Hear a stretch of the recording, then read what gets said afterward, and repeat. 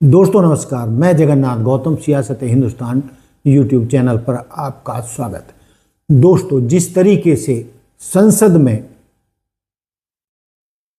महिला आरक्षण के मुद्दे पर सत्ताधारी दल भाजपा यानी मोदी जी की हार हुई है, उससे वो छटपटा रहे हैं और देश के नाम संबोधन में रोना पीटना कर रहे हैं, जबकि इसमें कोई सच्चाई नहीं है।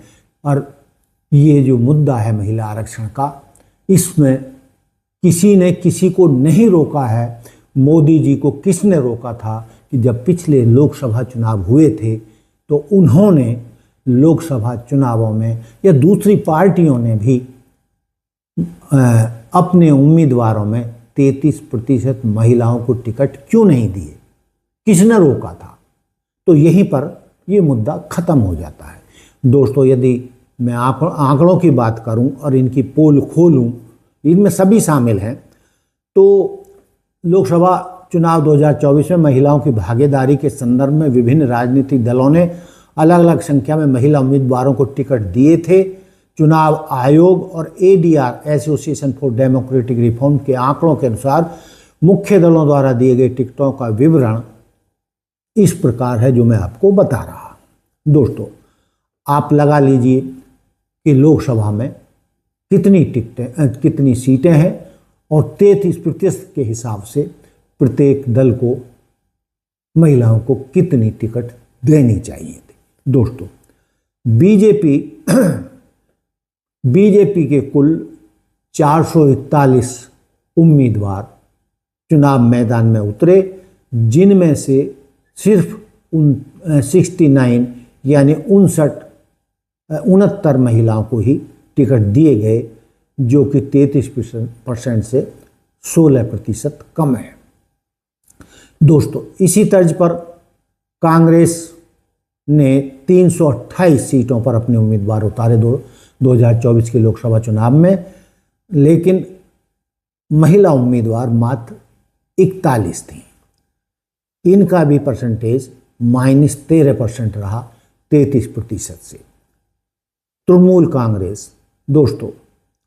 कांग्रेस ने यानी TMC ने 42 महिलाओं को टिकट दिए थे और उनमें से 12 जीतकर भी आई। कई तेज तरार महिलाएं TMC की जीत कर आई हैं, जो संसद में कोहराम मचाए रहती हैं, सरकार की नाक में दम किए रहती हैं, लेकिन इन्होंने भी 33% का आंकड़ा जो होना चाहिए था वो पूरा नहीं किया। दोस्तों, समाजवादी पार्टी 71 सीटों पर लोकसभा के चुनाव लड़ी और मात्र 10 महिलाओं को टिकट दिया। ये भी महिलाओं को 33% आरक्षण देने में असफल रही। CPIM 52 सीटों पर लड़ी, 7 महिलाओं को टिकट दिया। BSP 37 सीटों पर लोकसभा चुनाव लड़ी, 488 लोकसभा सीटों पर चुनाव लड़ी और मात्र 37 महिलाओं को लोकसभा के टिकट दिए।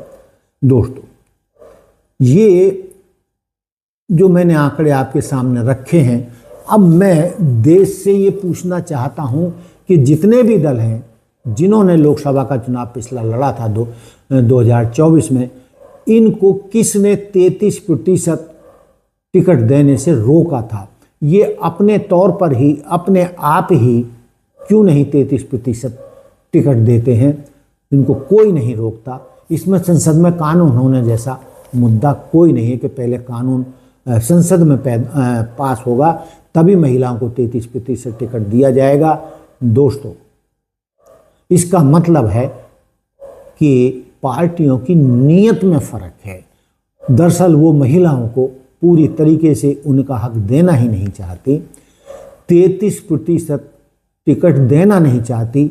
और जिसका उदाहरण मैंने आपके सामने रख दिया कि पिछले लोकसभा चुनावों में किसी भी राजनीतिक दल ने महिलाओं को 33% आरक्षण टिकट देने में नहीं किया। तो दोस्तों, ये तो आप बात समझ गए होंगे कि इस मामले में कानून की कोई ज़रूरत नहीं है। दोस्तों, यदि हम मोटे तौर पे देखें तो सबसे अधिक प्रतिशत तृणमूल कांग्रेस टीएमसी ने अपने कुल उम्मीदवारों में महिलाओं को सबसे अधिक लगभग 29% टोटल टिकट में से 29% टिकट महिलाओं को दिए थे, जिनके खिलाफ भाजपा बंगाल में रोना पीटना कर रही है। दोस्तों, इन चुनावों में कुल 8,360 उम्मीदवारों ने चुनाव लड़ा, जिनमें से केवल 800 महिलाएं थीं। 800 महिलाओं को टिकट मिला, यानी एवरेज जो है 9.6% महिला उम्मीदवार थीं। तो मेरा कहने का तात्पर्य ये है कि न केवल भाजपा बल्कि हर वो पार्टी जिसने पिछला लोकसभा चुनाव लड़ा था, महिलाओं को उनका हक यानी 33% आरक्षण देने में नाकामयाब रही। और ये जो रोना पीटना पक्ष या विपक्ष कर रहे हैं उससे बरी नहीं हो जाते, क्योंकि इन दोनों की नीयत में ही ये शामिल नहीं है कि महिलाएं पुरुषों के बराबर में राजनीति में आकर खड़ी।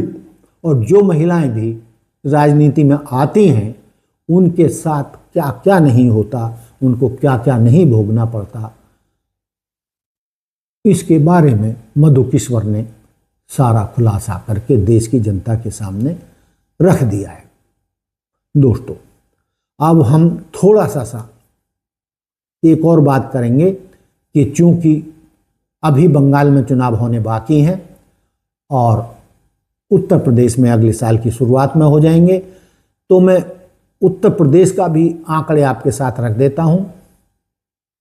आप जानते हैं कि उत्तर प्रदेश में विधानसभा की 403 सीटों के चुनाव हुए थे, जिनमें से बीजेपी ने मात्र 45 महिलाओं को टिकट दिए, सपा ने 42 महिलाओं को टिकट दिए, कांग्रेस ने 159 महिला को टिकट दिए। यानी कांग्रेस ने आरक्षण के लिहाज से देखें तो सबसे ज़्यादा, जो मेरे ख्याल में ये 159-40% टिकट बैठते हैं, तो इस मामले में कांग्रेस ने बाजी मारी और बीएसपी मात्र 38 सीटों पर 38 सीटें महिला उम्मीदवारों को दी है। दोस्तों, यूपी में इस बार अब तक की सबसे अधिक 47 महिला विधायक सदन में पहुंची। कांग्रेस ने सबसे ज़्यादा 40 टिकट महिलाओं को दी, हालांकि उनकी जीत का प्रतिशत कम रहा। दोस्तों, अब चूंकि पश्चिमी बंगाल में चुनाव होने वाले हैं, तो भाजपा इसीलिए सारा ये रोना पीटना कर रही है, महिला आरक्षण, महिला आरक्षण, महिला आरक्षण।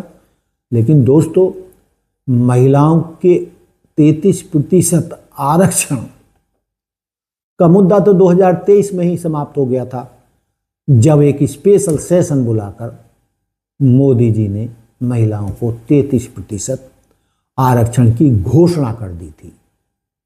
फिर 2024 में ये लागू क्यों नहीं हुआ? किसने लागू करना था? सरकार ने लागू करना था, भाजपा सरकार ने लागू करना था। तो क्यों नहीं 2024 के चुनावों में लागू किया?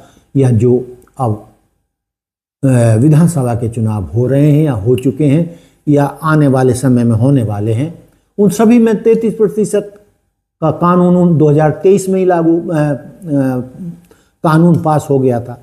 तो दोस्तों, ये देश को बरगलाने की कोशिश है, जबकि 33% आरक्षण का बिल संसद में 2023 में ही पास हो चुका है।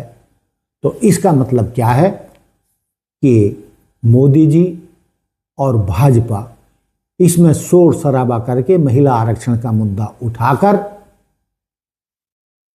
पश्चिमी बंगाल में टीएमसी को उखाड़ फेंकना चाहती है महिला आरक्षण के मुद्दे पर। लेकिन दोस्तों, जो हालात फिलहाल राजनीति में पैदा हो गए हैं, ऐसा लगता नहीं है कि भाजपा पश्चिमी बंगाल में भी इस महिला आरक्षण के मुद्दे को उठाकर कोई फायदा ले पाएगी या वो चुनाव जीत पाएगी। तो दोस्तों, ये था मेरा आज का मुद्दा कि मोदी जी इसको बेवजह मुद्दा बना रहे हैं और अपनी भद्द पिटवा रहे हैं।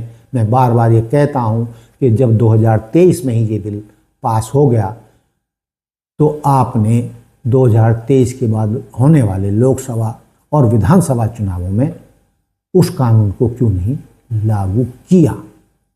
इसका मतलब आपकी मंशा साफ नहीं थी, जो आज भी नहीं है, और इस मुद्दे को उठाकर आप चुनावों में लाभ लेना चाहते हैं, महिलाओं को वर्ग लाना चाहते हैं।